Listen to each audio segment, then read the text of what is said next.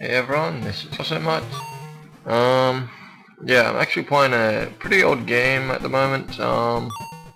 One that my older brother and me had quite a lot of fun playing while we were children. Which is the Predator 2 game for the Sega Master System. It was a pretty good game, you know, like considering its age and stuff. Basically the controls are pretty simple. You got your directional buttons and then shoot button and change weapon. That sound you're probably hearing is the health going down, so you'll probably get used to that by the end of the video. But yeah, if you didn't know by just the title, this was actually based on the second Predator movie, which was pretty good. Like, I enjoyed it. But yeah, as far as I can remember, the furthest I ever got when I was a kid on this was the third stage, compared to my older brother who got to the very last stage, which was like the Predator ship, which was pretty badass. But yeah, it's got a pretty good assortment of weapons. Like you got your pistol, your shotgun, your submachine gun, your machine gun rifle, and your grenades. You got occasional stage hazards like you just saw there, which is Predator's plasma caster sight. If you stay in that too long, you get your head blown off. Yeah, enemies can damage you by shooting or walking into you. And yep, the mechanics and stuff are pretty simple to go by.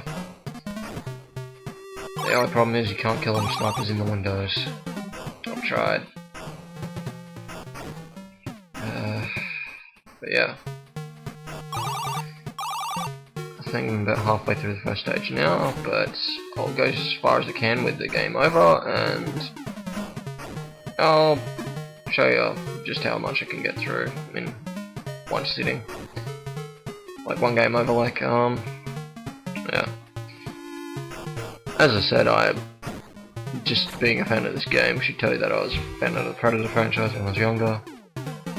And I actually did like Predator 2, like despite it being having an adult rating and stuff when we were younger, it didn't really matter.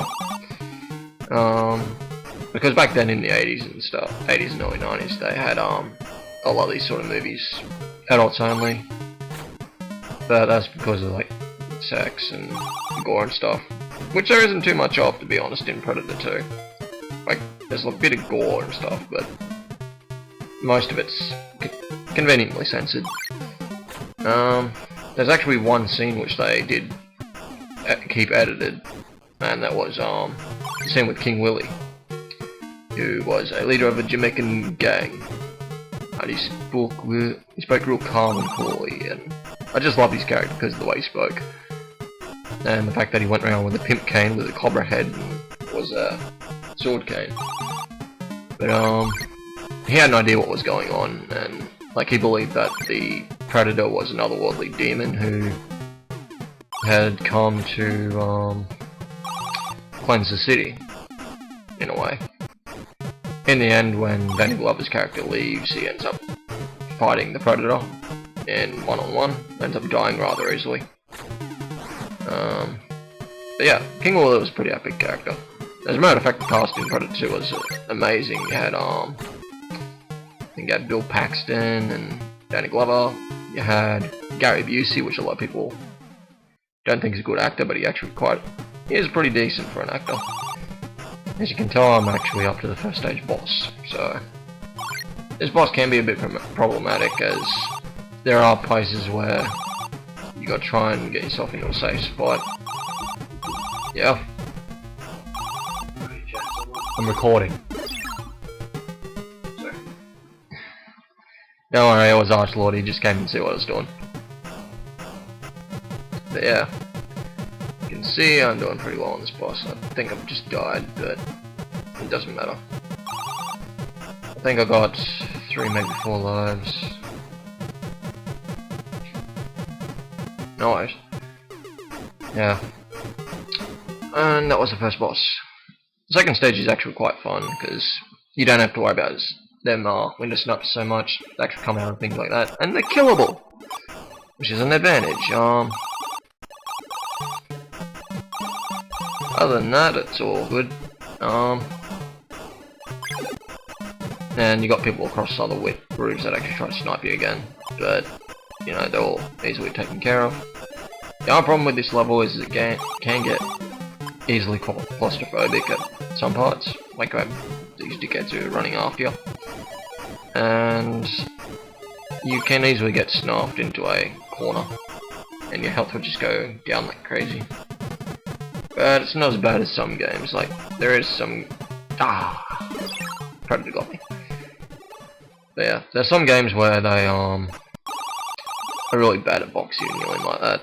But it's pretty easy to get out of it if you know what you're doing. I think in the later levels you actually do start fighting predators and stuff. But in a way, it is still a fun game and stuff. Like I'm actually enjoying myself right now. But yeah, one of the big things that I didn't like in recent years was a lot of the AVP stuff that came out, including the movies and stuff. The movies I really didn't like because they screwed up the folklore so bad. The games weren't too bad because they actually stuck to folklore, but in the actual original folklore, it was set in the aliens, like the Alien versus Marines era, and I'm going purely by the comics here, so if you disagree with me, then, you know, that's your own opinion. But the comics were in the Alien era, and the Predators were the neutral side. They didn't really care as long as they got their trophies. They did have heroic parts, and like they did do heroic stuff, like save innocent people from the aliens and that sort of thing. But if the humans actually tried to kill them, then they'd attack without mercy. Which, you know, you'd do it if you were a neutral character. The Predators consisted of 5, I think. I think it was 5 Predators, and there were Tusk, who was their leader. You had Savage, who was the prince of the prince or son of the leader. You had Savage, who was the veteran, who actually crafted all his Predator gear from alien bones. You had another guy who I can't remember the name of, but he was like half cyberized because he was mutilated.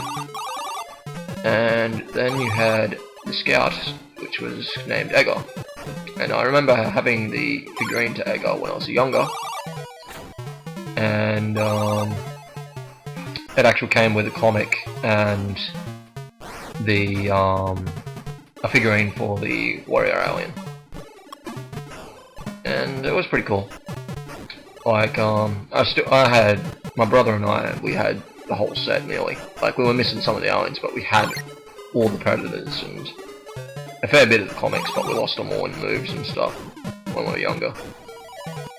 The thing I can remember best out of all the figures was that Tusk actually had foot extensions underneath his feet, which actually made him grow like an extra couple of inches. And the Hunter Stalker, he actually had glow-in-the-dark armor, which was awesome.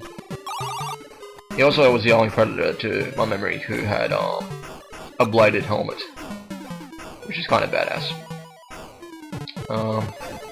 In the movies, they severely fucked that up. But yeah, they do nod to this in the second movie, like they have their own code and stuff. It's going to be a bit of a spoil if you actually haven't seen the second movie, but I don't really care. But at the end, Harrigan, Danny Glover's guy, he ends up killing the Predator that's been terrorizing the city.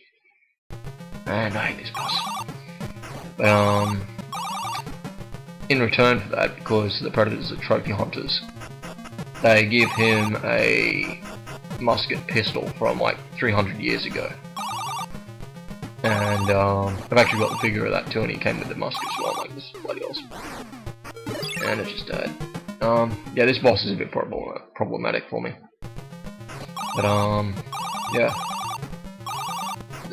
They do stipulate, like a couple of fans stipulated that in the second film they actually did do a cameo with, one of the AVP predators, which was Savage.